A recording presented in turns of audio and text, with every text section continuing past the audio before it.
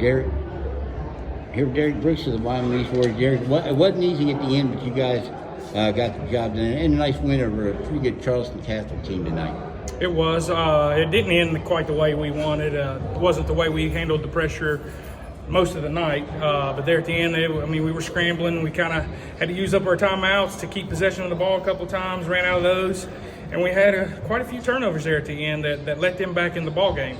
We were up 9 with, a minute and a half to go.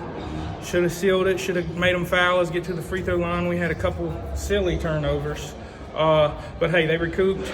We made foul shots down the stretch, and we won the game. 14 of 15 at the foul line in the fourth quarter is generally going to get the job done. Yes. And then both your big guys, Mitchell and Cole, were perfect at the line tonight. It was big for us. Jackson shot the ball well at the free throw line too, 4 or 5.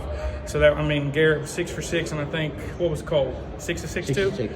So one was 7 of 7. Yeah, that's big for us. We had to have those. That's the only points we got really down the stretch was from the free throw line. We shot it very poorly in the second half. Give credit to their defense. They were up in us, forcing turnovers. They were kind of playing that scramble, trapping D, and I think we shot 33% from the field there in the second half. You guys kind of stretched the game there right at the end of the second quarter and then into the third quarter, a little bit of an 11-0 run right there. What did you see right there? Just grit and the want and willpower. I told them going out we needed to get a couple stops right off early in the third quarter and then score a couple buckets to push the lead out double digits, to kind of get it a little comfortable. And they did just that. I felt we'd let some opportunities slip away too, or we could have pushed it out even more, but we'll take it. The fact that they did crawl up off the mat and make that run at you, and you guys did not fold in that moment, that's got to be big for you in a tournament type setting. Oh, for sure. It shows the resilience in those guys and the fight. They didn't give up, let up. They could have very easily because we turned it over a few times there, and they could have got down on themselves and just kept turning it over. But we managed to get the ball in, get to the free throw line, and knock them down. Talk about the difference Jackson Danielson has made for this team. He's a guy who hadn't played since middle school and he's really come in, had some big plays tonight, had some buckets for you. As you mentioned, it's a line, he did the job, a couple of big rebounds. Yeah, he's a huge addition for us. We noticed it the first day of practice. He was going to help us. The kid goes after it. He rebounds well. He's a strong kid. He's physical, plays pretty good defense. And to not play basketball for 3 years, he finishes around the rim pretty well. I think his first layup, though, this year was over the backboard. But after that, man, that kid, he's been great for us. He's helped us tremendously. The good thing about East Orange, you know who you're going to play tomorrow. Princeton's, they got a high-powered offense, but most of that comes off their defense. Talking about what you saw in them and then what you expect tomorrow. We expect the same thing, that pressure. They do a little bit of run and jump. They're very good at it. They even throw in half-court pressure where it looks like they're sitting in a zone and they just, bam, they're up on you.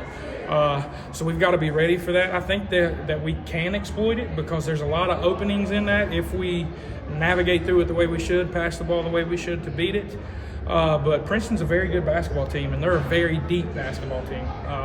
I think they sub 5 in, 5 out tonight. I know they were winning by a big amount, but all those kids can play, and all of them can score it, really. So it's going to be a tough game for us tomorrow, and it'll be a good standing point to see where we're at and see what we need to improve on. But, we're looking forward to it.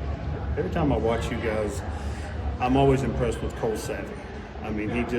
That was a pressure situation out there, and he just never panicked. He knew when to step back. He knew when to attack.